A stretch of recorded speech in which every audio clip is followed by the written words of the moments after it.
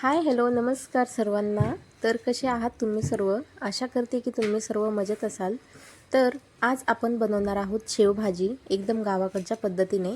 तर मी इथे एकदम मोठी जी भाजीची शेव असते ती शेव घेतलेली आहे। त्याचबरोबर मी इथे एक टोमॅटो कट करून घेतलेला आहे। तर टोमॅटो घेताना आपल्याला एकदम लालबुंद असा घ्यायचा आहे। तर आता इथे सुरुवातीला मी गॅस सुरू केला आहे आणि त्याच्यावरती पातेलं ठेवलेलं आहे। पातेलं छान गरम होऊ द्यायचं आणि नंतर त्याच्यामध्ये घालायचं आहे आपल्याला तेल। तर मी इथे साधारणतः 2 ते 3 पळ्या तेल घातलेलं आहे आणि आता त्याच्यामध्ये घालायची जिरे मोहरी अद्रक लसूण खोबऱ्याची पेस्ट घालायची आणि छान अशी परतून घ्यायची।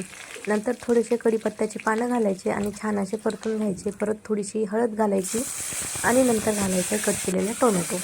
तर टोमॅटो हा फोडणीमध्ये एकदम छान असा मिक्स करून घ्यायचा। तर टोमॅटो छान मिक्स झाल्यानंतर आता आपल्याला त्याच्यामध्ये घालायचे नमक याच्यासाठी घालायचे आता, जेणेकरून नमक घातल्याने काय होतं टोमॅटो हा खूप लवकर मऊ होतो आणि शिजतोसुद्धा। तर इथे मी आता छान असं मिक्स करून घेतलेलं आहे नमक घातल्यानंतर। तर तुम्ही पाहू शकता टोमॅटो हा एकदम आपला मऊ असा झालेला आहे। तर मी इथे पळीच्या साहाय्याने एकदम छान असा हे करून घेतलेला आहे मऊ। तर आता आपल्याला त्याच्यामध्ये घालायचे काही मसाले। तर मी इथे घरचा जो काळा मसाला असतो तो काळा मसाला घालते 1.5 चमचा आणि नंतर त्याच्यामध्ये घालायचे आपल्याला जो मटन मसाला असतो ना, सुहाना मटन मसाला, तो मटन मसाला घालते आणि नंतर घालते लाल मिरची पावडर। तर इथे मी 1 चमचा लाल मिरची पावडर घातलेली आहे।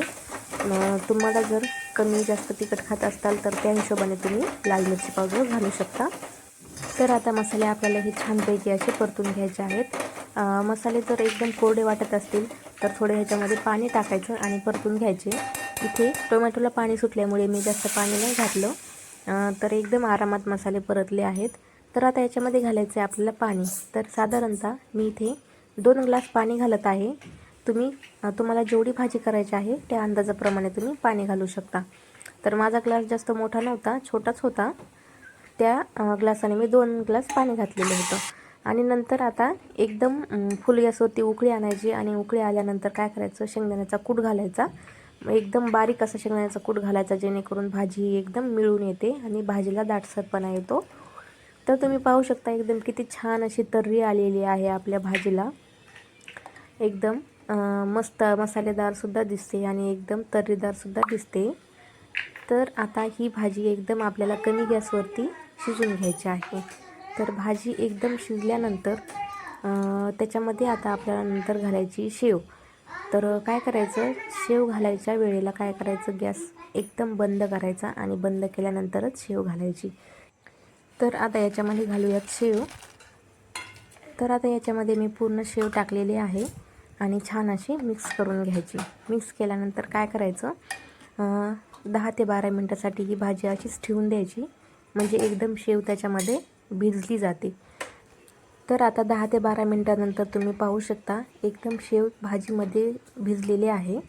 तर भाजीसुद्धा एकदमच दिसायला किती सुंदर दिसते आणि खायलासुद्धा तेवढीच टेस्टी झालेली आहे।